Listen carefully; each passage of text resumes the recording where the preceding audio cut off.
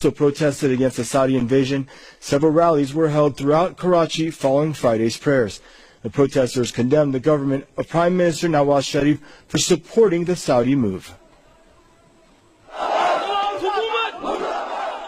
Prime Minister Nawaz Sharif government is once again under strict criticism for supporting Saudi Arabia in its aggression against Yemen. People in the southern port city of Karachi took to the streets to condemn the Saudi invasion of Yemen and the Pakistani government's support.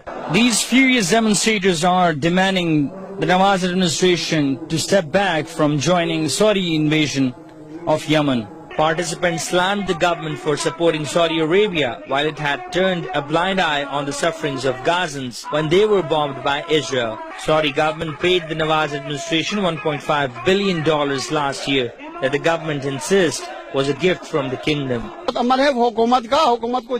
Today, the Nawaz administration shows support for the Saudi government, who has funded Pakistani madrasas and helped radicalize Pakistani society through its Takfiri ideology. Where were they when Palestinians were crying for help? And why didn't they show their nuclear muscles to Israel when it was bombing Gaza?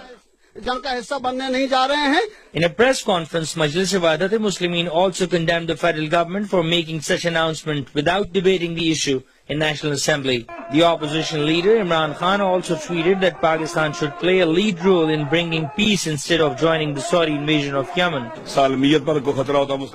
We will mobilize all Pakistanis, including parliamentarians, against this non-democratic support that Nawaz administration has decently expressed.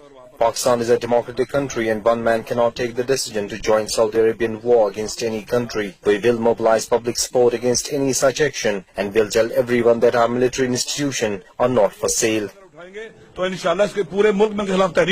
Pakistan has supported the aggression but has so far refrained from joining the airstrikes. However, the country has announced that it will safeguard the territorial integrity of Saudi Arabia. Muhammad Turi, Press TV.